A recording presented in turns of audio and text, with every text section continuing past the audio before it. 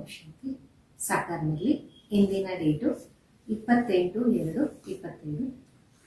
मीठे बच्चे, शांति चाहिए तो अशरीरी बनो. इस देहभान में आने से ही अशांति होती है. ಬಾಬಾ ತಿಳಿಸ್ತಾರೆ, ಮಧುರಾದ ಮಕ್ಕಳೇ, ಶಾಂತಿ ಬೇಕಾದರೆ ಅಶರೀರಿಯಾಗಿ. ಈ ದೇಹ ಬಾನದಲ್ಲಿ ಬಂದಾಗ ಅಶಾಂತರಾಗ್ತೀರಾ. इसलिए अपने स्वधर्म में स्थित रहो. ಅದಕ್ಕೋಸ್ಕರ ತಮ್ಮ ಸ್ವಧರ್ಮದಲ್ಲಿ ಸ್ಥಿತರಾಗಿ. ಪ್ರಶ್ನೆ ಆಗಿದೆ, यथार्थ याद क्या है? याद के समय किस बात का विशेष ध्यान चाहिए? ಯಥಾರ್ಥವಾದ ನೆನಪೆಂದರೆ ಏನು? ನೆನಪಿನ ಸಮಯದಲ್ಲಿ ಯಾವ ಮಾತಿನ ಬಗ್ಗೆ ವಿಶೇಷ ಗಮನವನ್ನ ಇಡಬೇಕಾಗಿದೆ? ಉತ್ತರ, अपने को इस देह से न्यारी आत्मा समझकर बाबा को याद करना यही यथार्थ याद है. ತಮ್ಮನ್ನ ತಾವು ಈ ದೇಹದಿಂದ ಅತೀತ ಆತ್ಮ ಅಂತ ತಿಳ್ಕೊಂಡು ತಂದೆಯನ್ನ ನೆನಪು ಮಾಡೋದೇ ಯಥಾರ್ಥವಾದ ನೆನಪಾಗಿದೆ. कोई भी देह याद ना आए ये ध्यान रखना जरूरी. ಯಾವುದೇ ದೇಹ ನೆನಪಿಗೆ ಬರಬಾರ್ದು, ಈ ಗಮನವನ್ನ ಇಡೋದು ಬಹಳ ಅವಶ್ಯಕತೆ. याद में रहने के लिए ज्ञान का नशा चढ़ा हुआ हो, बुद्धि में रहे बाबा हमें सारे विश्व का मालिक बनाते हैं. ನೆನಪಿನಲ್ಲಿರಕ್ಕೋಸ್ಕರ ಜ್ಞಾನದ ನಶೆ ನಮ್ಮದು ಉನ್ನತವಾಗಿರಬೇಕು. ಬುದ್ಧಿಯಲ್ಲಿರಲಿ ಬಾಬಾ ನಮಗೆ ಇಡೀ ವಿಶ್ವದ ಮಾಲೀಕರಾಗಿ ಮಾಡ್ತಿದ್ದಾರೆ. हम सारे ಸಮುದ್ರ ಸಾರಿ ಧರ್ತಿಗೆ ಮಾಲೀಕ್ ಬಂತು. ನಾವು ಇಡೀ ಸಮುದ್ರ ಇಡೀ ಭೂಮಿಯ ಮಾಲೀಕರಾಗ್ತೀವಿ. ಹಾಗಾಗಿದೆ, ತುಮೆ ಪಾಕೆ ಅಮ್ಮೆ ಜಹಾನ್ ಪಾಲಿಯ. ತಮ್ಮನ್ನ ಪಡೆದು ನಾವು ಇಡೀ ಭೂಮಿಯನ್ನ ಪಡೆದ್ವಿ. ಭೂಮಿಯನ್ನೇ ಏನು, ಆಕಾಶ ಜಲ ಎಲ್ಲವನ್ನ ಪಡೆದ್ವಿ. ಓಂ ಶಾಂತಿ. ओम का अर्थ ही है अहम मैं आत्मा. मनुष्य समझते हैं ओम माना भगवान, परंतु ऐसे ಓಂ ಅಂದರೆ ನಾನು ಆತ್ಮ. ಮನುಷ್ಯ ಅನ್ಕೊಂತಾರೆ ನಾನು ಅಂದರೆ ಭಗವಂತ. ಆ ರೀತಿ ಅಲ್ಲ. ಓಂ ಶಾಂತಿ ಮಾನ ಮೇರಾ ಆತ್ಮ ಮೇರಾ ಯೇ ಶರೀರ ಹೈ ಕೇತೆ ಹೇ ಓಂ ಶಾಂತಿ. ಓಂ ಅಂದರೆ ನಾನು ಆತ್ಮ, ನನ್ನ ಈ ದೇಹ ಅಂತಾರಲ್ಲ, ಓಂ ಶಾಂತಿ. ಅಹಂ ಆತ್ಮ ಕಾ ಸ್ವಧರ್ಮ ಹೈ ಶಾಂತ್. ಆತ್ಮ ಅಪನ ಪರಿಚಯ ದೇತಿ ಹೈ. ನನ್ನ ಆತ್ಮದ ಸ್ವಧರ್ಮ ಶಾಂತಿಯಾಗಿದೆ. ಆತ್ಮ ತನ್ನ ಪರಿಚಯವನ್ನ ನೀಡುತ್ತೆ. मनुष्य बल ओम शांति कहते, परंतु ओम का अर्थ कोई नहीं समझते. ओम शांति अक्षर अच्छा है. ಮನುಷ್ಯ ಬಲೆ ಓಂ ಶಾಂತಿ ಅಂತಾರೆ, ಆದರೆ ಓಂ ಅನ್ನುವ ಅರ್ಥವನ್ನ ಅರ್ಥ ಮಾಡ್ಕೊಂಡಿಲ್ಲ. ಓಂ ಶಾಂತಿ ಅನ್ನುವ ಅಕ್ಷರ ಚೆನ್ನಾಗಿದೆ ಅಲ್ಲ. हम आत्मा है, हमारा स्वधर्म शांत है. हम आत्मा शांति धाम की रहने वाली है. ನಾನು ಆತ್ಮನಾಗಿದ್ದೀನಿ, ನನ್ನ ಸ್ವಧರ್ಮ ಶಾಂತವಾಗಿದೆ. ನಾನು ಆತ್ಮ ಶಾಂತಿಧಾಮದ ನಿವಾಸಿಯಾಗಿದ್ದೀನಿ. ಕಿತನಾ ಸಿಂಪಲ್ ಅರ್ಥ ಹೈ, ಲಂಬಾ ಚೌಡಾ ಕೋಯಿ ಗಪೋಡೆ ಹೈ ನಹೀನ. ಎಷ್ಟು ಸಿಂಪಲ್ ಆದ ಅರ್ಥ ಆಗಿದೆ. ಉದ್ದ ಅಗಲದ ಅವಶ್ಯಕತೆ ಇಲ್ಲದ ಮಾತೇ ಇಲ್ಲ. इस समय के मनुष्य मात्र तो ये नहीं जानते अभी नई दुनिया है या पुरानी दुनिया है. ಈ ಸಮಯದ ಮಾನವನಿಗೆ ಇದು ಸಹ ಅರ್ಥ ಆಗ್ತಿಲ್ಲ, ಇದು ಹೊಸ ಪ್ರಪಂಚನ ಅಥವಾ ಹಳೆ ಪ್ರಪಂಚನ. नई दुनिया फिर पुरानी कब होती, पुरानी से फिर नया कब होती, ये कोई नहीं जानता. ಹೊಸ ಪ್ರಪಂಚ ನಂತರ ಹಳೇದ ಯಾವಾಗತ್ತೆ, ಹಳೇದ್ರಿಂದ ಮತ್ತೆ ಹೊಸ ಪ್ರಪಂಚ ಯಾವಾಗತ್ತೆ, ಇದು ಯಾರಿಗೂ ಗೊತ್ತಿಲ್ಲ. कोई से भी पूछा जाए दुनिया नया कब होती और फिर पुरानी कैसे होती, तो कोई भी बता नहीं सकते. ಯಾರನ್ನಾದ್ರೂ ಕೇಳಿ ಪ್ರಪಂಚ ಹೊಸದ್ ಯಾವಾಗತ್ತೆ, ನಂತರ ಹಳೇದ್ ಯಾವಾಗತ್ತೆ, ಯಾರು ಇದನ್ನ ತಿಳಿಸೋಕೆ ಆಗೋದೇ ಇಲ್ಲ. अभी तो कलयुग पुरानी दुनिया है, नई दुनिया सतयुग को कहा जाता. अच्छा, नए को फिर पुराना होने में कितना वर्ष लगता, ये भी कोई नहीं जाने. ಇವಾಗಂತೂ ಕಲಿಯುಗ ಹಳೆ ಪ್ರಪಂಚ ಆಗಿದೆ, ಹೊಸ ಪ್ರಪಂಚ ಸತ್ಯುಗ ಅಂತ ಹೇಳಲಾಗತ್ತೆ. ಒಳ್ಳೇದು. ಹೊಸ ಪ್ರಪಂಚದಿಂದ ಮತ್ತೆ ಹಳೇದಾಗೋದಿಕ್ಕೆ ಎಷ್ಟು ವರ್ಷ ಆಗಬೇಕು ಇದು ಸಹ ಯಾರಿಗೂ ಗೊತ್ತಿಲ್ಲ. मनुष्य होकर ये नहीं जानते, इसलिए इसको कहा जाता जानवर से भी बदतर है. ಮನುಷ್ಯನಾಗಿದ್ದು ಇದು ಸಹ ತಿಳ್ಕೊಂಡಿಲ್ಲ ಅಂದ್ರೆ ಅದಕ್ಕೆ ಇದನ್ನ ಹೇಳಲಾಗತ್ತೆ ಪಶುಗಿಂತಲೂ ಹೀನವಾಗಿದೆ. जानवर तो अपने को कुछ कहते नहीं, मनुष्य कहते हम पतित है, ये पतित पावन आप. ಪಶುಗಳಂತೂ ತನಗೆ ತಾನು ಏನೂ ತಿಳಿಸೋದಿಲ್ಲ. ಮನುಷ್ಯ ಅಂತಾನೆ ನಾನು ಪತಿತನಾಗಿದ್ದೀನಿ, ಏ ಪತಿತ ಪಾವನ ಬನ್ನಿ. परंतु उनको जानते बिल्कुल नहीं पावन अक्षर कितना अच्छा है. ಆದರೆ ಅದಕ್ಕಂತೂ ಬಿಲ್ಕುಲ್ ಗೊತ್ತಿಲ್ಲ ಪಾವನ ಅಕ್ಷರ ಇಷ್ಟು ಚೆನ್ನಾಗಿದೆ ಅಲ್ಲ. पावन दुनिया स्वर्ग नई दुनिया होंगी, चित्र भी देवताओं के हैं परंतु कोई समझते नहीं. ये लक्ष्मी नारायण नया पावन दुनिया के मालिक. ಪಾವನವಾದ ಪ್ರಪಂಚ ಸ್ವರ್ಗ ಹೊಸ ಪ್ರಪಂಚ ಆಗಿದೆ. ಚಿತ್ರಗಳು ದೇವತೆಗಳದಿದೆ, ಆದ್ರೆ ಅರ್ಥ ಮಾಡ್ಕೊಳ್ಳೋದಿಲ್ಲ. ಈ ಲಕ್ಷ್ಮೀ ನಾರಾಯಣ ಹೊಸ ಪ್ರಪಂಚದ ಮಾಲೀಕರಾಗಿದ್ದಾರೆ. ये सब बातें बेहद का बाबा ही बैठ बच्चों को समझाते. नई दुनिया स्वर्ग को कहा जाता. ಈ ಎಲ್ಲಾ ವಿಷಯಗಳು ಅನಂತವಾದ ತಂದೆನೇ ಕುತ್ಕೊಂಡು ತಿಳಿಸ್ತಾರೆ. ಹೊಸ ಪ್ರಪಂಚ ಅಂತ ಸ್ವರ್ಗಕ್ಕೆ ಹೇಳಲಾಗತ್ತೆ. देवताओं को कहेंगे स्वर्गवासी, अभी तो है पुरानी दुनिया नरक, यहाँ मनुष्य है नरकवासी. ದೇವತೆಗಳಿಗೆ ತಿಳಿಸಲಾಗತ್ತೆ ನರಕವಾಸಿ ಅಂತ. ಈಗಂತೂ ಇದಾಗಿದೆ ಹಳೆ ಪ್ರಪಂಚ ನರಕ. ಇಲ್ಲಿ ಮನುಷ್ಯರೆಲ್ಲರೂ ನರಕವಾಸಿಗಳೇ. कोई मरता है तो भी कहते स्वर्गवासी हुआ, तो गोया यहाँ नरकवासी है ना, इस हिसाब से कह देंगे. ಯಾರಾದ್ರೂ ಸತ್ರೆ ಅಂತಾರಲ್ಲ ಸ್ವರ್ಗವಾಸಿಗಳಾದ್ರು, ಅಂದರೆ ಇಲ್ಲಂತೂ ನರಕವಾಸಿಗಳು ಲೆಕ್ಕ ಅಂತೂ ತಿಳಿಸ್ಬೇಕಾಗುತ್ತಲ್ಲ. बरोबर ये नरक ठहरा, परंतु बोलो तुम स्वर्गवासी हो तो बिगड़ पड़ेंगे. ಹೇಳಿ ಇದಂತೂ ನರಕ ಆಗಿದೆ, ನೀವು ನರಕವಾಸಿಗಳು ಅಂತ. ಆಗ ಅವರು ಮುನ್ಸ್ಕೊಂಡ್ಬಿಡ್ತಾರೆ. बात समझाते, देखने में तो बल मनुष्य है, सूरत मनुष्य की है, परंतु सीरत बंदर जैसी है, ये भी गाया हुआ है. ಬಾಬಾ ತಿಳಿಸ್ತಾರೆ, ನೋಡೋದಿಕ್ಕೆ ಬರೀ ಮನುಷ್ಯನಾಗಿರ್ಬೋದು, ಮುಖಚರಣಿ ಮನುಷ್ಯದಾಗಿದ್ರು ಗುಣ ಕೋತಿಯ ಸಮಾನ ಇದೆ. ಇದು ಒಂದು ಗಾಯನ ಇದೆಯಲ್ಲ. खुद भी मंदिरों में जाकर देवताओं के आगे गाते, आप सर्वगुण संपन्न है, अपने लिए क्या कहते, हम पापी नीच है. ಸ್ವಯಂಗೋಸ್ಕರ ಮಂದಿರಗಳಲ್ಲಿ ಹೋಗಿ ದೇವತೆಗಳ ಮುಂದೆ ಗಾಯನ ಮಾಡ್ತಾರೆ. ತಾವು ಸರ್ವಗುಣ ಸಂಪನ್ನರು, ತಮಗೋಸ್ಕರ ಅಂತಾರೆ ನಾವು ಪಾಪಿಗಳು ನೀಚರಾಗಿದ್ದೀವಿ. परंतु सीधा कहो तुम विकारी हो तो बिगड़ पड़ेंगे, इसलिए बाप सिर्फ बच्चों से बातें करते समझे. ಸೀದಾ ತಿಳಿಸಿದಾಗ ನೀವು ವಿಕಾರಿಗಳು ಅಂತ ಅವರು ಮುನ್ಸ್ಕೊಂಡ್ಬಿಡ್ತಾರೆ. ಅದಕ್ಕೆ ಬಾಬಾ ಮಕ್ಕಳ ಜೊತೆನೆ ಮಾತಾಡ್ತಾರೆ ತಿಳಿಸಕ್ಕೋಸ್ಕರ. बाहर वालों से बात नहीं करते क्योंकि कलयुगी मनुष्य है नरकवासी, अभी तुम हो संगमवासी. ಹೊರಗಡೆ ಅವರ ಜೊತೆ ಮಾತಾಡೋದಿಲ್ಲ, ಯಾಕೆಂದರೆ ಕಲಿಯುಗಿ ಮನುಷ್ಯರು ನರಕವಾಸಿಗಳು, ತಾವಂತೂ ಸಂಗಮ ನಿವಾಸಿ ಆಗಿದ್ದೀರಾ.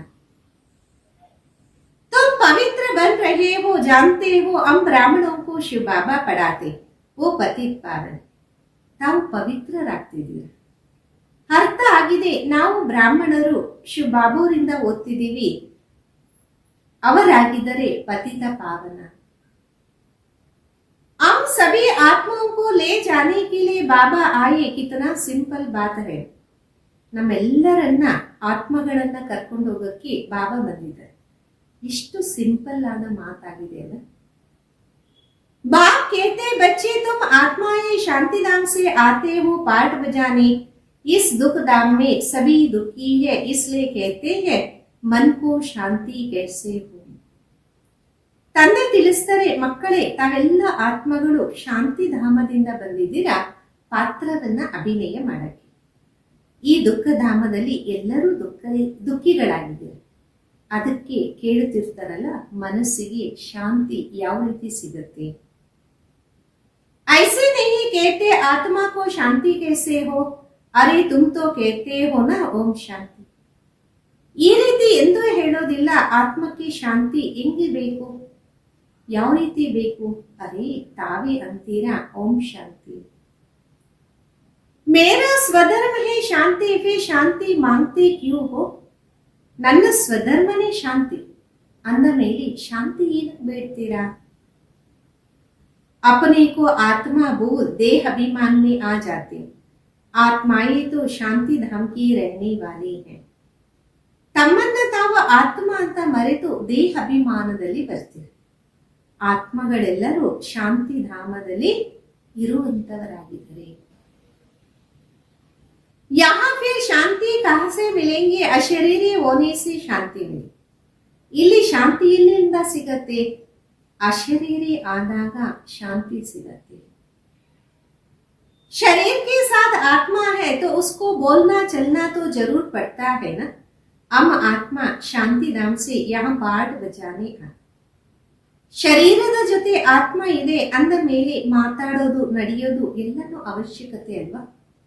ನಾನು ಆತ್ಮ ಶಾಂತಿ ಧಾಮದಿಂದ ಇಲ್ಲಿ ಪಾತ್ರವನ್ನ ಅಭಿನಯ ಮಾಡಕ್ಕೆ ಬಂದಿದ್ದೀನಿ. ये भी कोई नहीं समझते कि रावण ही हमारा दुश्मन है. कब से ये रावण दुश्मन बना, ये भी कोई नहीं जानता. ಇದು ಸಹ ಯಾರಿಗೂ ಗೊತ್ತಿಲ್ಲ, ರಾವಣ ನಮ್ಮ ದುಶ್ಮನ್ ಆಗಿದೆ. ಯಾವಾಗ ಈ ರಾವಣ ದುಶ್ಮನ್ ಆಗಿದ್ದಾರೆ ಇದು ಯಾರಿಗೂ ಅರಿವಿಲ್ಲ. बड़े बड़े विद्वान पंडित आदि एक भी नहीं जानते कि रावण है कौन, जिसका हम एपीजी बनाकर जलाते. ದೊಡ್ಡ ದೊಡ್ಡ ವಿದ್ವಾನ್ ಪಂಡಿತರು ಯಾರಿಗೂ ಗೊತ್ತಿಲ್ಲ ರಾವಣ ಅಂದ್ರೆ ಯಾರು, ಅವರ ಚಿತ್ರವನ್ನ ತಯಾರು ಮಾಡಿ ನಾವು ಸುಡ್ತಿರ್ತೀವಿ. जन्म जन्मांतर जलाते आए, कुछ भी पता नहीं, किसी से भी पूछो रावण कौन है, कह देंगे ये सब तो कल्पना है. ಜನ್ಮ ಜನ್ಮಾಂತರ ಸುಡ್ತಾ ಬಂದಿದ್ದೀವಿ, ಏನು ಗೊತ್ತಿಲ್ಲ. ಯಾರನ್ನಾದ್ರೂ ಕೇಳಿ ರಾವಣ ಯಾರು ಅಂತಾರೆ, ಇದೆಲ್ಲ ಕಲ್ಪನೆಯಾಗಿದೆ. जानते ही नहीं तो और क्या रिस्पॉन्ड देंगे. शास्त्रों में भी है ना, ये राम जी संसार बनाई नहीं, ये सब कल्पना है. ಅರಿವೇ ಇಲ್ಲ ಅಂದಾಗ ಉತ್ತರ ಏನ್ ಕೊಡಕ್ ಸಾಧ್ಯ. ಶಾಸ್ತ್ರಗಳಲ್ಲೂ ಇದೆಯಲ್ಲ, ಏ ರಾಮ ಈ ಪ್ರಪಂಚ ಮಾಡೇ ಇಲ್ಲ, ಇದೆಲ್ಲ ಕಲ್ಪನೆಯಾಗಿದೆ. ऐसे बहुत कहते, अब कल्पना का अर्थ क्या है, कहते हैं ये संकल्पों की दुनिया. ಈ ರೀತಿ ಬಹಳಷ್ಟು ಜನ ಅಂತಾರೆ. ಕಲ್ಪನೆಯ ಅರ್ಥ ಏನು ಅಂತಾರೆ, ಇದು ಸಂಕಲ್ಪಗಳ ಪ್ರಪಂಚ. जो जैसा संकल्प करता हो तो हो जाता, अर्थ नहीं समझते. बाप बच्चों को बैठ समझ. ಯಾರು ಯಾವ ರೀತಿ ಸಂಕಲ್ಪವನ್ನ ಮಾಡ್ತಾರೆ ಅದೇ ರೀತಿ ಆಗುತ್ತೆ, ಅರ್ಥ ಗೊತ್ತಿಲ್ಲ. ಬಾಬಾ ಕುತ್ಕೊಂಡು ಮಕ್ಕಳಿಗೆ ತಿಳಿಸ್ತಾರೆ. कोई तो अच्छी रीति समझ जाते, कोई समझते नहीं. जो अच्छी रीति समझते उनको सगे कहेंगे, जो नहीं समझते वो लगे अर्थात सौतेले हुए. ಯಾರು ಚೆನ್ನಾಗಿ ತಿಳ್ಕೊಂತಾರೆ, ಕೆಲವರಂತೂ ತಿಳ್ಕೊಳೋದೇ ಇಲ್ಲ. ಯಾರು ಚೆನ್ನಾಗಿ ತಿಳ್ಕೊಂತಾರೆ ಅವರಿಗೆ ಸ್ವಂತ ಮಕ್ಕಳು, ಯಾರು ತಿಳ್ಕೊಳೋದಿಲ್ಲ ಅವರಿಗೆ ಚಿಕ್ಕಮ್ಮನ ಮಕ್ಕಳು ಅಂತ ಹೇಳಲಾಗಿದೆ. आप सौतेले वारिस थोड़े ही बनेंगे. बाबा के पास मातेले भी है तो सौतेले भी है. ಚಿಕ್ಕಮ್ಮನ ಮಕ್ಕಳು ಆಸ್ತಿಗೆ ಅಧಿಕಾರಿ ಆಗ್ತಾರೇನು.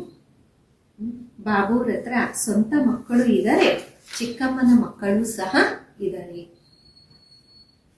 ಮಾತೇಲಿ ಬಚ್ಚೆ तो बाबा की श्रीमत पर पूरा चलते, सौतेले नहीं चले. ಸ್ವಂತ ಮಕ್ಕಳು ಬಾಬುರ ಶ್ರೀಮತದಂತೆ ಸಂಪೂರ್ಣವಾಗಿ ನಡೀತಾರೆ, ಚಿಕ್ಕಮ್ಮನ ಮಕ್ಕಳು ನಡೆಯೋದಿಲ್ಲ. बाबा कह देते ये मेरे मत पर नहीं चलते, रावण की मत पर है. राम और रावण दो अक्षर है. ತಂದೆ ತಿಳಿಸಿದರೆ ಇವರು ನನ್ನ ಮತದಂತೆ ನಡೆಯೋದಿಲ್ಲ, ರಾವಣನ ಮತದಂತೆ ನಡೀತಾರೆ. ರಾಮ ರಾವಣ 2 ಅಕ್ಷರ ಇದೆ. ರಾಮ್ ರಾಜ್ और ರಾವಣ ರಾಜ್ अभी तो संगम है. ರಾಮ ರಾಜ್ಯ ಮತ್ತೆ ರಾವಣ ರಾಜ್ಯ ಈಗಂತೂ ಸಂಗಮ ಆಗಿದೆ ಅಲ್ಲ. बाप समझाते ये सब ब्रह्म कुमार कुमारियां शिव बाबा से वर्षा ले रहे, तुम लेंगे श्रीमत पर चलेंगे तो कहते कौन सा मत. ತಂದೆ ಕೇಳ್ತಾರೆ, ನೀವೆಲ್ಲ ಬ್ರಹ್ಮಕುಮಾರ್ ಕುಮಾರಿಯರು ಶ್ರೀಮತದಿಂದ ಬಾಬೂರಿಂದ ಆಸ್ತಿಯನ್ನ ಪಡಿತೀರಾ? ಕೇಳ್ತಾರೆ, ಯಾರ ಮತ? बाप श्रीमत देते कि पवित्र बनो, कहते हम पवित्र रहे, फिर पति ना माने तो मैं किसकी मानूं. ಬಾಬಾ ಶ್ರೀಮತವನ್ನ ನೀಡ್ತಿದ್ದಾರೆ ಪವಿತ್ರರಾಗಿ. ಅಂದರೆ ನಾವು ಪವಿತ್ರರಾಗಿರ್ತೀವಿ, ಪತಿ ಒಪ್ಕೊಂಡಿಲ್ಲ ಅಂದ್ರೆ ನಾನು ಯಾರ್ದು ಕೇಳಬೇಕು? वो तो हमारा पति परमेश्वर है, क्योंकि भारत में ये सिखाया जाता पति तुम्हारा गुरु ईश्वर आदि सब कुछ है. ಅವರಂತೂ ನಿಮ್ಮ ಪತಿ ಪರಮೇಶ್ವರ ಆಗಿದ್ದಾರೆ. ಯಾಕೆಂದರೆ ಭಾರತದಲ್ಲಿ ಕಲಿಸಲಾಗತ್ತೆ ಪತಿ ನಿಮ್ಮ ಗುರು ಈಶ್ವರ ಎಲ್ಲನೂ ಆಗಿದ್ದಾರೆ. परंतु ऐसा कोई समझते नहीं, उस समय हाँ कह देते, मानते कुछ भी नहीं. ಆದರೆ ಈ ರೀತಿ ಯಾರು ಅರ್ಥ ಮಾಡ್ಕೊಳ್ಳೋದಿಲ್ಲ. ತಿಳಿಸುವ ಸಮಯದಲ್ಲಿ ಸರಿ ಅಂತಾರೆ, ಆದರೆ ಒಪ್ಕೊಳ್ಳೋದಿಲ್ಲ. फिर भी गुरुओं के पास मंदिर में जाते रहते, पति कहते तुम बाहर मत जाओ, हम राम की मूर्ति तुमको घर में रख कर देते, फिर तुम अयोध्या आदि में क्यों भटकते हो, तो मानती नहीं है. ನಂತರ ಗುರುಗಳ ಹತ್ರ ಮಂದಿರದಲ್ಲಿ ಹೋಗ್ತಾ ಇರ್ತಾರೆ.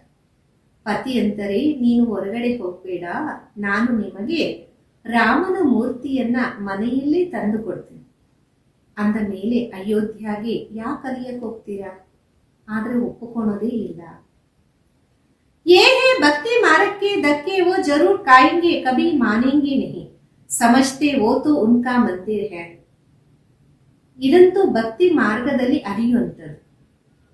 ಖಚಿತವಾಗಿ ಅಲಿತಾರೆ, ಒಪ್ಕೊಳ್ಳೋದಿಲ್ಲ, ತಿಳ್ಕೊಂತಾರೆ ಇದು ಅವರ ಮಂದಿರ ಆಗಿದೆ. अरे तुमको याद राम को करना है, फिर मंदिर क्यों सब, परंतु समझते नहीं है. ಅರೆ ನೀವು ರಾಮನನ್ನೇ ನೆನಪು ಮಾಡ್ಬೇಕಲ್ಲ, ಮಂದಿರಕ್ಕೆ ಯಾಕೆ? ಆದರೆ ಅರ್ಥ ಮಾಡ್ಕೊಳ್ಳೋದಲ್ಲ. तो बाबा समझाते भक्ति मार्ग में कहते भी है, ए भगवान आकर हमारी सद्गति करो, क्योंकि वह एक ही सर्व का सद्गति दाता. अच्छा वो कब आते ये भी कोई नहीं जानते. ಬಾಬಾ ತಿಳಿಸ್ತಾರೆ, ಭಕ್ತಿ ಮಾರ್ಗದಲ್ಲಿ ಅಂತಿರಲ್ಲ, ಏ ಭಗವಂತ ಬಂದು ನಮ್ಮ ಸದ್ಗತಿಯನ್ನ ಮಾಡಿ. ಯಾಕೆಂದರೆ ಅವರೊಬ್ಬರೇ ಸರ್ವರ ಸದ್ಗತಿದಾರ. ಒಳ್ಳೆಯದು ಅವರು ಯಾವಾಗ ಬರ್ತಾರೆ ಯಾರಿಗೂ ಅರಿವಿಲ್ಲ. बाबा समझाते, ये रावण ही तुम्हारा दुश्मन है, रावण का तो वंडर है जो जलाते आते हैं लेकिन मरता ही नहीं. ಬಾಬಾ ತಿಳಿಸ್ತಾರೆ, ಈ ರಾವಣ ನಿಮ್ಮ ದುಶ್ಮನ್ ಆಗಿದೆ. ರಾವಣನನ್ನ ಸುಡ್ತಾ ಬರ್ತೀರ, ವಂಡರ್, ಆತ ಸಾಯೋದೇ ಇಲ್ವಲ್ಲ. रावण क्या चीज है ये कोई नहीं जानते, अभी तुम बच्चे जानते हो, हमको बेहद के बाबा से वर्षा मिलता है. ರಾವಣ ಎಂತ ವಸ್ತು ಇದು ಯಾರಿಗೂ ಗೊತ್ತಿಲ್ಲ. ಈಗ ನಿಮ್ಮ ಮಕ್ಕಳಿಗೆ ಗೊತ್ತಾಗಿದೆ, ನಮಗೆ ಅನಂತವಾದ ತಂದೆಯಿಂದ ಆಸ್ತಿ ಸಿಗತ್ತೆ.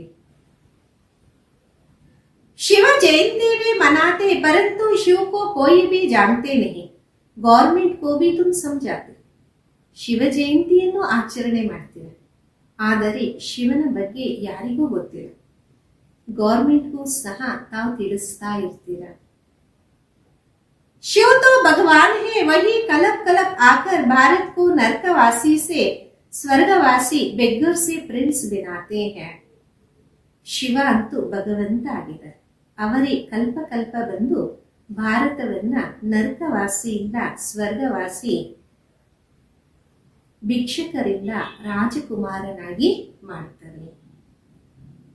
पतित को पावन बनाते, वही सर्व के सद्गति दाता. इस समय सभी मनुष्य मात्र आए. ಪತಿತರನ್ನ ಪಾವನವಾಗಿ ಮಾಡ್ತಾರೆ. ಅವರೇ ಸರ್ವರ ಸದ್ಗತಿದಾತ. ಈ ಸಮಯದಲ್ಲಿ ಎಲ್ಲ ಮನುಷ್ಯ ಮಾತ್ರರು ಇಲ್ಲೇ ಇದ್ದಾರೆ. क्राइस्ट की आत्मा भी कोई ना कोई जन्म में यहाँ है, वापस कोई भी जा नहीं सकता. ಕ್ರೈಸ್ತನ ಆತ್ಮನು ಯಾವುದೋ ಜನ್ಮದಲ್ಲಿ ಇಲ್ಲೇ ಇದೆ, ವಾಪಸ್ ಯಾರು ಹೋಗೋದಿಕ್ಕೆ ಸಾಧ್ಯ ಇಲ್ಲ. इन सबके सदगते करने वाला एक ही बड़ा बाप है, वो आते ही भारत. ಇವರೆಲ್ಲರ ಸದ್ಗತಿಯನ್ನ ಮಾಡುವಂತವರು ದೊಡ್ಡ ತಂದೆ ಆಗಿದ್ದಾರೆ. ಅವರು ಬರೋದೇ ಭಾರತದಲ್ಲಿ. वास्तव में भक्ति भी उनकी करनी चाहिए जो सद्गति देते. वो निराकार बाप यहाँ तो है नहीं. ವಾಸ್ತವದಲ್ಲಿ ಭಕ್ತಿನೂ ಅವರದೇ ಮಾಡಬೇಕಾಗಿದೆ. ಯಾರು ಸದ್ಗತಿಯನ್ನ ನೀಡ್ತಾರೆ, ಆ ನಿರಾಕಾರ ತಂದೆ ಇಲ್ಲಂತೂ ಇಲ್ವಲ್ಲ. उनको हमेशा ऊपर समझकर याद करते, कृष्ण को ऊपर नहीं समझेंगे. ಆತನನ್ನ ಸದಾ ಮೇಲೆ ಇದ್ದಾರೆ ಅಂತ ತಿಳಿದು ನೆನಪು ಮಾಡ್ತಾರೆ. ಕೃಷ್ಣನನ್ನ ಮೇಲೆ ಅನ್ನುವ ಮಾತನ್ನ ಅನ್ಕೊಳ್ಳೋದಿಲ್ಲ. और सभी को यहाँ नीचे याद करेंगे, कृष्ण को भी यहाँ याद करें. ಎಲ್ಲರನ್ನೂ ಇಲ್ಲೇ ಕೆಳಗಡೆ ನೆನಪು ಮಾಡ್ತಾರೆ, ಕೃಷ್ಣನನ್ನು ಇಲ್ಲೇ ನೆನಪು ಮಾಡ್ತಾರೆ. तुम बच्चों की है यथार्थ याद, तुम अपने को इस देह से न्यारा आत्मा समझकर बाबा को याद करते हो. ತಾವು ಮಕ್ಕಳದಾಗಿದೆ ಯಥಾರ್ಥವಾದ ನೆನಪು. ತಾವು ತಮ್ಮನ್ನ ದೇಹದಿಂದ ಅತೀತ ಆತ್ಮ ಅಂತ ತಿಳಿದು ತಂದೆಯನ್ನ ನೆನಪು ಮಾಡ್ತೀರಾ. बाबा कहते तुमको कोई भी देह याद नहीं आनी चाहिए, ये ध्यान जरूरी. ತಂದೆ ಅಂತಾರೆ ನಿಮಗೆ ಯಾರ ದೇಹನೂ ನೆನಪಿಗೆ ಬರಬಾರ್ದು. ಈ ಗಮನ ಬಹಳ ಅವಶ್ಯಕತೆ ಇದೆ. तुम अपने को आत्मा समझ बाबा को याद करो, बाबा हमको सारे विश्व का मालिक बना. ತಮ್ಮನ್ನ ತಾವು ಆತ್ಮ ಅಂತ ತಿಳಿದು ತಂದೆಯನ್ನೇ ನೆನಪು ಮಾಡಿ. ಬಾಬಾ ಇಡೀ ವಿಶ್ವದ ಮಾಲೀಕರಾಗಿ ಮಾಡ್ತೀವಿ. सारा समुद्र, सारी धरती, सारे आकाश का मालिक बनाते. अभी तो कितने टुकड़े टुकड़े हैं. ಇಡೀ ಸಮುದ್ರ, ಇಡೀ ಭೂಮಿ, ಇಡೀ ಆಕಾಶದ ಮಾಲೀಕರಾಗಿ ಮಾಡ್ತಾರೆ. ಈಗಂತೂ ಎಷ್ಟು ತುಕಡ ತುಕಡ ಆಗ್ಬಿಟ್ಟಿದೆಯಲ್ಲ. एक दो के हद में आने नहीं देते, वहां ये बातें होता ही नहीं. ಭಗವಾನ್ तो एक ಬಾಬಾ ही. ಒಬ್ಬರು ಇನ್ನೊಬ್ಬರ ಹದ್ದಿನಲ್ಲಿ ಬರೋದಕ್ಕೆ ಬಿಡೋದಿಲ್ಲ. ಅಲ್ಲಿ ಇಂತಹ ಮಾತುಗಳು ಇರೋದೇ ಇಲ್ಲ. ಭಗವಂತ ಅಂತೂ ಒಬ್ಬರೇ ಆಗಿದ್ದಾರಲ್ಲ. ऐसे नहीं सभी बाबा ही बाबा है, कहते भी है हिंदू चीनी by by, Hindu Muslim by by, परंतु अर्थ नहीं समझते हैं. ಆ ರೀತಿ ಅಲ್ಲ, ಎಲ್ಲರೂ ತಂದೆನೇ ತಂದೆ ಆಗಿದ್ದಾರೆ ಅಂತಾರೆ. ಹಿಂದೂ ಚೀನಿ ಸಹೋದರ ಸಹೋದರ, ಹಿಂದೂ ಮುಸ್ಲಿಂ ಸಹೋದರ ಸಹೋದರ, ಆದರೆ ಅದರ ಅರ್ಥವನ್ನ ಅರ್ಥ ಮಾಡಿಕೊಂಡು ऐसे कभी नहीं कहेंगे हिंदू मुस्लिम भाई बहन नहीं, आत्माई आपस में सब भाई भाई. ಎಂದು ಈ ರೀತಿ ಹೇಳೋದಕ್ಕೆ ಬರೋದಿಲ್ಲ. ಹಿಂದೂ ಮುಸ್ಲಿಂ ಸಹೋದರ ಸಹೋದರಿ ಅಂತ ಅಲ್ಲ, ಆತ್ಮಗಳೆಲ್ಲ ಪರಸ್ಪರ ಸಹೋದರ ಸಹೋದರರಾಗಿದ್ದೀವಿ. परंतु इस बात को जानते नहीं, शास्त्र आदि सुनते, सत्य सत्य कहते रहते, अर्थ कुछ भी नहीं. ಆದರೆ ಈ ಮಾತಿನ ಅರ್ಥನೇ ಇಲ್ಲ. ಶಾಸ್ತ್ರವನ್ನ ಕೇಳ್ತಾ ಸತ್ಯ ಸತ್ಯ ಅಂತಾರೆ, ಅರ್ಥ ಅಂತೂ ಅರಿವಿಲ್ವಲ್ಲ. वास्तव में है असत्य झूठ, सच कण में सच ही सच बोलते, यहाँ झूठी झूठ है. ವಾಸ್ತವದಲ್ಲಿ ನಾನಾಗಿದ್ದೀನಿ ಅಸತ್ಯ ಸುಳ್ಳು, ಸತ್ಯಖಂಡದಲ್ಲಿ ಸತ್ಯವಾದ ಮಾತುಗಳನ್ನೇ ಮಾತಾಡ್ತಾರೆ, ಇಲ್ಲಂತೂ ಸುಳ್ಳೇ ಸುಳ್ಳು. कोई को बोलो कि तुमने झूठ बोला तो बिगड़ पड़ेंगे, तुम सच बताते हो तो भी कोई की गाली देने लग पड़ते हैं. ನೀವು ತಿಳಿಸಿ ತಾವು ಸುಳ್ಳನ್ನ ಮಾತಾಡ್ತಿದ್ದೀರಾ ಅಂತ ಆಗ ಅವರು ಮುನಿಸ್ಕೊಂತಾರೆ.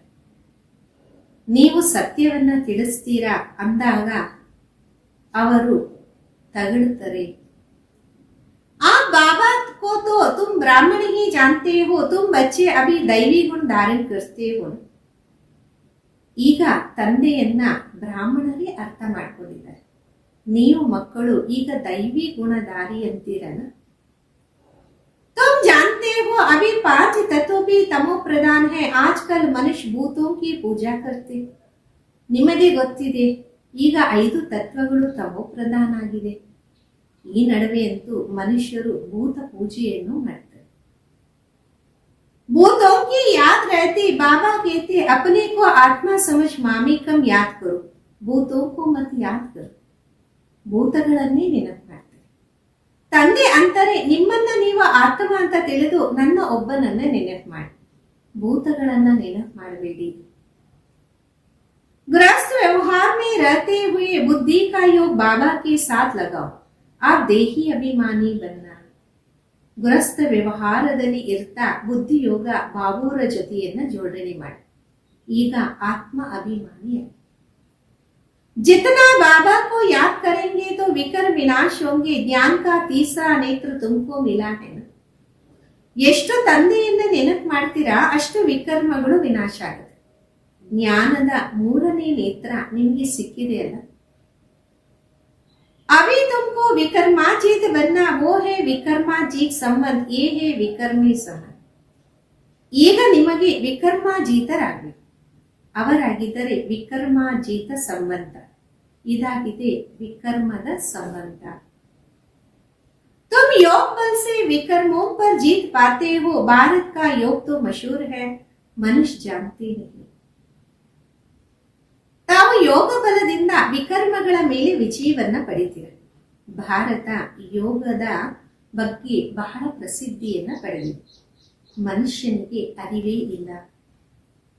सन्यासी लोग बाहर में जाकर कहते हैं कि हम भारत का योग सिखलाने आए. उनको तो पता नहीं ये तो अटयोग है, वो राजयोग सिखा न सके. ಸನ್ಯಾಸಿಗಳು ಹೊರಗಡೆ ಹೋಗಿ ಅಂತಾರೆ ನಾವು ಭಾರತದ ಯೋಗವನ್ನ ಕಲಿಸ್ತೇವೆ. ಅವರಿಗೆ ಗೊತ್ತಿಲ್ಲ ಅದು ಹಠಯೋಗ ಆಗಿದೆ. ಅವರಿಗೆ ರಾಜಯೋಗ ಕಲಿಸ್ಕೊಡೋದಕ್ಕೆ ಬರೋದೇ ಇಲ್ಲ. तुम राज ऋषि हो, वो है हद के सन्यासी. तुम हो बेहद के सन्यासी. रात दिन का फरक है. ತಾವಂತೂ ರಾಜ ಋಷಿ ಆಗಿದೆ. ಅವರು ಹದ್ದಿನ ಸನ್ಯಾಸಿಗಳು, ತಾವು ಅನಂತವಾದ ಸನ್ಯಾಸಿ. ಹಗಲು ರಾತ್ರಿ ವ್ಯತ್ಯಾಸ ಇದೆ. तुम ब्राह्मणों के सिवाय और कोई भी राजयोग सिखा न सके. ये है नया बात. ತಾವು ಬ್ರಾಹ್ಮಣರು ಬಿಟ್ಟು ಬೇರೆ ಯಾರು ರಾಜಯೋಗವನ್ನ ಕಲಿಸೋದಿಕ್ಕೆ ಸಾಧ್ಯ ಇಲ್ಲ. ಇದಾಗಿದೆ ಹೊಸ ಮಾತು. नया कोई समझा ना सके इसलिए नए को कभी अलो नहीं किया जाता. ये इंद्रप्रस्थ है. ಹೊಸವರಿಗಂತೂ ಅರ್ಥನೇ ಆಗಲ್ಲ. ಅದಕ್ಕೆ ಹೊಸಬರನ್ನ ಇಲ್ಲಿ ಬಿಡೋದೇ ಇಲ್ಲ. ಇದು ಇಂದ್ರಪ್ರಸ್ಥ ಆಗಿದೆ ಅಲ್ಲ. ये समय है सब पत्थर बुद्धि. सत्युग में तुम बनते हो पारस बुद्धि. अभी है संगम. ಈ ಸಮಯದಲ್ಲಿ ಎಲ್ಲರೂ ಕಲ್ಲು ಬುದ್ಧಿ. ಸತ್ಯುಗದಲ್ಲಿ ತಾವಾಗ್ತೀರಾ ಪಾರಸ್ ಬುದ್ಧಿ. ಈಗಂತೂ ಸಂಗಮ ಆಗಿದೆ. पत्थर से पारस सिवाय बाबा के कोई बना ना सके. तुम यहाँ आए हो पारस बुद्धि बनने के. ಕಲ್ಲಿಂದ ತೀಕ್ಷ್ಣ ಬುದ್ಧಿ ಬಾಬಾ ತಪ್ಪ ಇನ್ಯಾರು ಮಾಡಕ್ ಸಾಧ್ಯ ಇಲ್ಲ. ತಾವು ಇಲ್ಲಿ ಬಂದಿದ್ದೀರಾ ತೀಕ್ಷ್ಣ ಬುದ್ಧಿ ಆಗೋದಕ್ಕೋಸ್ಕರ. बरोबर 12 सोने की चिड़िया था. ये लक्ष्मी नारायण विश्व के मालिक थे ना. ये कभी राज करते थे ये किसको पता नहीं. आज से 5000 वर्ष पहले इनोंका राज्य था. ಖಚಿತವಾಗಿ ಭಾರತ ಚಿನ್ನದ ಪಕ್ಷಿಯಾಗಿತ್ತು. ಲಕ್ಷ್ಮೀ ನಾರಾಯಣ ವಿಶ್ವದ ಮಾಲೀಕರಾಗಿದ್ರು. ಇವರು ಯಾವ ರಾಜ್ಯ ಮಾಡ್ತಿದ್ರು ಯಾರಿಗೂ ಗೊತ್ತಿಲ್ಲ. ಇವತ್ತಿನ ಹಿಂದೆ 5000 ವರ್ಷದ ಮುಂದೆ ಅವರ ರಾಜ್ಯ ಇತ್ತು. फिर ये कहा गए तुम बता सकते हो 84 जन्म हो गए. अभी तमो प्रधान है फिर बाप द्वारा सतो प्रधान बन रहे हैं तत्व. ಮತ್ತೆ ಇವರು ಎಲ್ಲಿಗೆ ಹೋದ್ರು ತಾವು ತಿಳಿಸಬಹುದು. 84 ಜನ್ಮವನ್ನ ಅನುಭವಿಸಿದ್ರು. ಈಗ ತಮೋ ಪ್ರಧಾನ ಆಗಿದ್ದಾರೆ. ನಂತರ ತಂದೆಯ ಮುಖಾಂತರ ಸತೋ ಪ್ರಧಾನರಾಗ್ತಾರೆ ತತ್ವ. ಅಂದರೆ ನೀವು ಅದೇ ರೀತಿ. ये नॉलेज सिवाय बाबा के साधु संत आदि कोई भी दे ना सके. वो है भक्ति मार्ग. ये है ज्ञान मार्ग. ಈ ಜ್ಞಾನ ಬಾಬಾ ತಪ್ಪ ಸಾಧು ಸಂತರು ಯಾರು ಕೊಡಕ್ಕೆ ಸಾಧ್ಯ ಇಲ್ಲ. ಅದು ಭಕ್ತಿ ಮಾರ್ಗ, ಇದು ಜ್ಞಾನ ಮಾರ್ಗ. बच्चों के पास जो अच्छे अच्छे गीत है उन्हें सुनो तो तुम्हारा रोमांच कड़े हो जाए, ಖುಷಿ का पारा एकदम चढ़ जाए. ತಮ್ಮ ಮಕ್ಕಳ ಹತ್ತಿರ ಒಳ್ಳೊಳ್ಳೆ ಹಾಡುಗಳಿದೆ, ಅದನ್ನ ಕೇಳಿ, ಆಗ ರೋಮಾಂಚನ ಆಗತ್ತೆ, ಖುಷಿಯ ಪಾರ एकदम ಬೆಳೆದು ಬಿಡುತ್ತೆ. फिर वह नशा स्थायी भी रहना चाहिए, ये ही ಜ್ಞಾನಾಮೃತ. ನಂತರ ಆ ನಶೆ ಸ್ಥಿರವಾಗೂ ಇರಬೇಕು, ಇದಾಗಿದೆ ಜ್ಞಾನ ಅಮೃತ. वो शराब पीते तो नशा चढ़ जाता, यहाँ तो है ज्ञान अमृत. ಅವರು ಸಾರಾಯಿ ಕುಡಿದಾಗ ನಶೆ ಬೆಳೆಯುತ್ತೆ, ಇದಾಗಿದೆ ಜ್ಞಾನ ಅಮೃತ. तुम्हारा नशा उतरना नहीं चाहिए, सड़े ही चढ़ना चाहिए. तुम इन लक्ष्मी नारायण को देख कितना खुश होते. ತಮ್ಮ ನಶೆ ಇಳಿಬಾರದು, ಸದಾ ಮೇರೆ ಹತ್ತಿರಬೇಕು. ತಾವು ಈ ಲಕ್ಷ್ಮೀ ನಾರಾಯಣರನ್ನ ನೋಡಿ ಎಷ್ಟು ಖುಷಿಯಾಗಿರ್ತಾರಲ್ಲ. जानते हो हम श्रीमत से फिर श्रेष्ठाचारी बन गए, यहाँ देखते हुए भी बुद्धियों बाप और वर्षे में लगा रहे. ಗೊತ್ತಿದೆ ಅಲ್ಲ, ನಾವು ಶ್ರೀಮತದಿಂದ ಮತ್ತೆ ಶ್ರೇಷ್ಠಾಚಾರಿ ಆಗ್ತೀವಿ. ಇಲ್ಲಿ ನೋಡ್ತಿದ್ರು ಸಹ ಬುದ್ಧಿಯೋಗ ತಂದೆ ಮತ್ತೆ ಆಸ್ತಿಯ ಕಡೆಗೆ ತೊಡಗಿಸಬೇಕಾಗಿದೆ. अच्छा, मीठे मीठे सिक्किलदे बच्चों प्रति माता पिता बाप दादा का याद प्यार और गुड मॉर्निंग. रूहानी बाप के रूहानी बच्चों को नमस्ते. हम रूहानी बच्चों की रूहानी माता पिता बाप दादा को याद प्यार गुड मॉर्निंग और नमस्ते. धारणेಗೋಸ್ಕರ मुख्य सार. ಮೊದಲನೇದು, विकर्माजीत बनने के लिए योग बल से विकर्म पर जीत पहननी है. ವಿಕರ್ಮಾಜೀತರಾಗಕ್ಕೋಸ್ಕರ ಯೋಗ ಬಲದಿಂದ ವಿಕರ್ಮಗಳ ಮೇಲೆ ವಿಜಯವನ್ನ ಪಡೆಯಿರಿ. यहाँ देखते हुए बुद्धियोग बाप और वर्षे में लगा रहे. ಇಲ್ಲಿ ನೋಡ್ತಿದ್ರು ಸಹ ಬುದ್ಧಿಯೋಗ ತಂದೆ ಮತ್ತು ಆಸ್ತಿಯ ಕಡೆಗೆ ತೊಡಗಿಸಬೇಕಾಗಿದೆ. ಎರಡನೇದು, बाप के वर्षे का पूरा अधिकार प्राप्त करने के लिए ಮಾತೆಯಲ್ಲಿ ಬಂತು. ತಂದೆಯಿಂದ ಸಂಪೂರ್ಣ ಅಧಿಕಾರವನ್ನ ಪಡೆಯಕ್ಕೋಸ್ಕರ ಸ್ವಂತ ಮಕ್ಕಳ. एक बाबा की श्रीमत पर चलना, बाप जो समझाते वो समझकर दूसरों को समझ. ಒಬ್ಬ ತಂದೆಯ ಶ್ರೀಮತದಂತೆ ನಡಿಬೇಕು.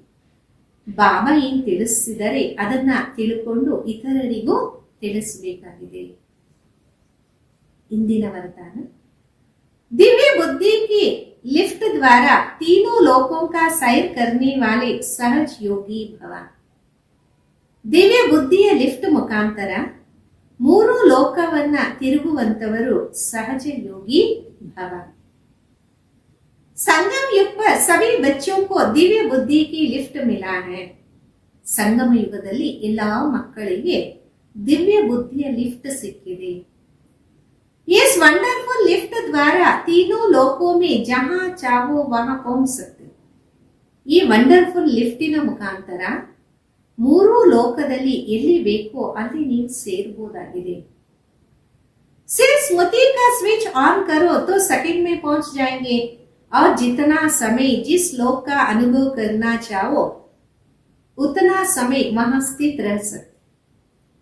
ಸ್ಮೃತಿ ಅನ್ನುವ ಸ್ವಿಚ್ ಅನ್ನು ಆನ್ ಮಾಡಿ, ಆಗ ಸೆಕೆಂಡಿನಲ್ಲಿ ತಲುಪ್ತೀರಾ. ಮತ್ತೆ ಎಷ್ಟು ಸಮಯ ಯಾವ ಲೋಕದಲ್ಲಿ ಅನುಭವ ಮಾಡಬೇಕೋ ಅಷ್ಟು ಸಮಯ ಅಲ್ಲಿ ಸ್ಥಿತರಾಗಿರಿ. इस लिफ्ट को यूज करने के लिए अमृत वेला के केयरफुल बन स्मृति की स्विच को यथार्थ रीति से सेट करो. ಈ ಲಿಫ್ಟ್ ಅನ್ನ ಉಪಯೋಗಿಸಕ್ಕೋಸ್ಕರ ಅಮೃತ ವೇಳೆ ಬಹಳ ಎಚ್ಚರಿಕೆಯಿಂದ ಸ್ಮೃತಿ ಅನ್ನುವ ಸ್ವಿಚ್ ಅನ್ನ ಯಥಾರ್ಥವಾದ ರೀತಿಯಲ್ಲಿ ಸೆಟ್ ಮಾಡಿ. अथॉरिटी होकर इस लिफ्ट को कार्य में लगाओ तो सहज योगी बन जाएंगे. मेहनत समाप्त हो जाए. ಅಧಿಕಾರ ಅಂತ ತಿಳಿದು ಈ ಲಿಫ್ಟ್ ಅನ್ನ ಕಾರ್ಯದಲ್ಲಿ ತೊಡಗಿಸಿ, ಆಗ ಸಹಜ ಯೋಗಿಗಳಾಗ್ತೀರ. ಶ್ರಮ ಸಮಾಪ್ತಿಯಾಗುತ್ತೆ. ಸ್ಲೋಗನ್ ಆಗಿದೆ, मन को सदा मौज में रखना यही जीवन जीने का कला. ಮನಸ್ಸನ್ನ ಸದಾ ಮೋಜಿನಲ್ಲಿ ಇಟ್ಕೊಳ್ಳೋದು, ಇದೇ ಜೀವನವನ್ನ ಜೀವಿಸುವ ಕಲೆ.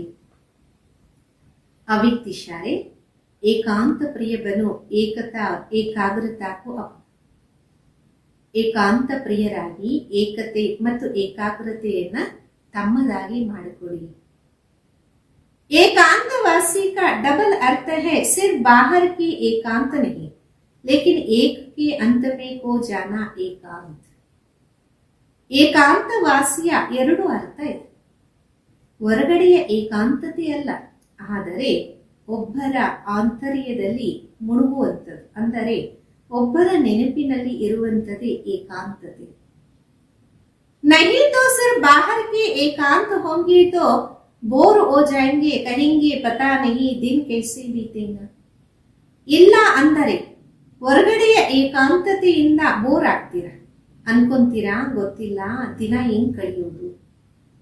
लेकिन एक बाबा के अंत में खो जाओ, जैसे सागर के तले में चले जाते तो कितना खजाना मिलता. ಆದರೆ ಒಬ್ಬ ತಂದೆಯ ಆಂತರ್ಯದಲ್ಲಿ ಅಂದರೆ ನೆನಪಿನಲ್ಲಿ ಮುಳುಗೋಗಿ, ಯಾವ ರೀತಿ ಸಾಗರದ ಒಳಗಡೆ ಹೋದಾಗ ಎಷ್ಟೊಂದು ಖಜಾನೆ ಸಿಗುತ್ತೆ. ऐसे एक के अंत में चले जाओ अर्थात बाबा से जो प्राप्तियां हुई है उसमें खो जाओ. ಅದೇ ರೀತಿ ಒಬ್ಬರ ಆಂತರ್ಯದಲ್ಲಿ ಕೊಟ್ಟರು. ಅವ್ಯಕ್ತ ಇಶಾರೆ ಏಕಾಂತ ಪ್ರಿಯ ಬನೋ ಏಕತಾ और ಏಕಾಗ್ರತಾ को अपना. ಏಕಾಂತ ಪ್ರಿಯರಾಗಿ ಏಕತೆ ಮತ್ತು ಏಕಾಗ್ರತೆಯನ್ನ ತಮ್ಮದಾಗಿ ಮಾಡಿಕೊಳ್ಳಿ.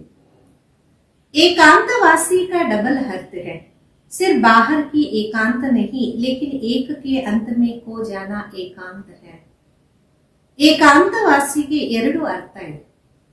ಹೊರಗಡೆಯ ಏಕಾಂತತೆ ಅಲ್ಲ, ಒಬ್ಬರ ಆಂತರ್ಯದಲ್ಲಿ ಮುಳುಗೋಗಿ ಅದೇ ಏಕಾಂತತೆ. नहीं तो सिर्फ बाहर की एकांतता होगी तो बोर हो जाएंगे, कहेंगे पता नहीं दिन कैसे बीतेगा. ಇಲ್ಲ ಅಂದರೆ ಹೊರಗಡೆಯ ಏಕಾಂತತೆಯಿಂದ ಬೋರ್ ಆಗ್ಬಿಡ್ತೀರಾ, ಅಂತೀರಾ ಗೊತ್ತಿಲ್ಲ ದಿನ ಹಿಂಗ್ ಕಳೆಯೋದು. लेकिन एक बाबा के अंत में खो जाओ, जैसे सागर के तले में चले जाते हैं ना तो कितना खजाना मिलता है. ಆದರೆ ಒಬ್ಬರ ಆಂತರ್ಯದಲ್ಲಿ ಮುಳುಗೋಗಿ, ಯಾವ ರೀತಿ ಸಾಗರದ ಆಳದಲ್ಲಿ ಹೋದಾಗ ಎಷ್ಟೊಂದು ಖಜಾನೆಗಳು ಸಿಗತ್ತಲ್ಲ. ऐसे एक के अंत में चले जाओ अर्थात बाबा से जो प्राप्त हुई है उसमें खो जाओ. ಅದೇ ರೀತಿ ಒಬ್ಬರ ಆಂತರ್ಯದಲ್ಲಿ ಹೋಗಿ, ಅಂದರೆ ಬಾಬೂರಿಂದ ಏನೆಲ್ಲ ಪ್ರಾಪ್ತಿ ಸಿಕ್ಕಿದೆ ಅದರಲ್ಲಿ ಮುಳುಗೋಗಿ.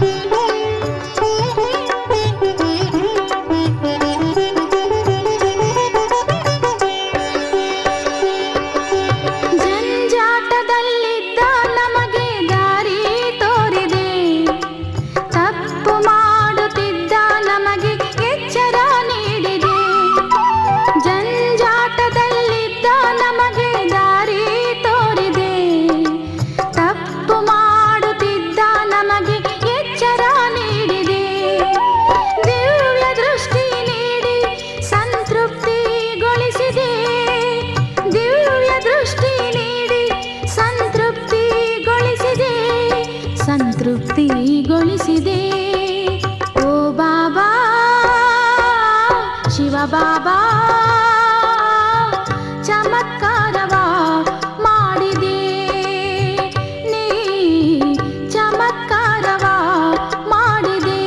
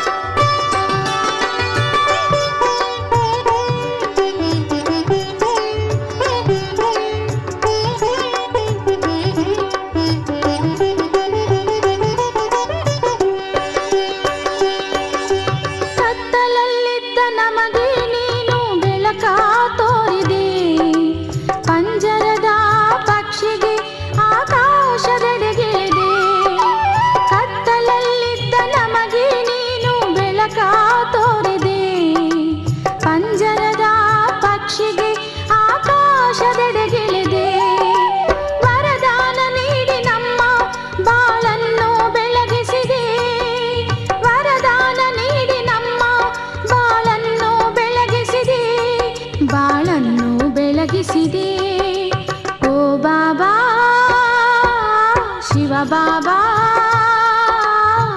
ಚಮತ್ಕಾರವ ಮಾಡಿದೆ ನೀ ಚಮತ್ಕಾರವ ಮಾಡಿದೆ. ನಮ್ಮ ಬಾಳನೆಲ್ಲ ನೀ ಸುಖಮಯ ಮಾಡಿದೆ, ನಮ್ಮ ಬಾಳನೆಲ್ಲ ಸುಖಮಯ ಮಾಡಿದೆ. ಓ ಬಾಬಾ ಶಿವಬಾಬಾ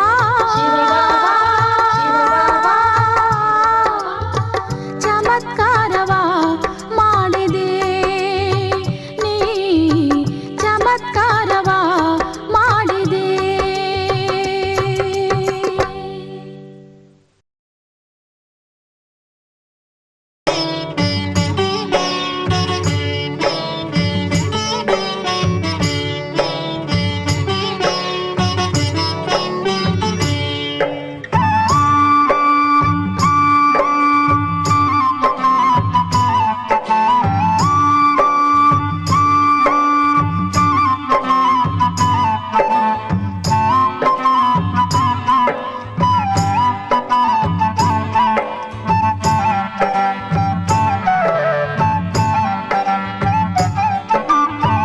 ಶಿವನೊಲಿದ ಮನದಿಂದು ಸಂತಸದೆ ಹಾಡುತ್ತಿಹೆನು, ಶಿವನೊಲಿದ ಮನದಿಂದು ಸಂತಸದೆ ಹಾಡುತ್ತಿಹೆನು.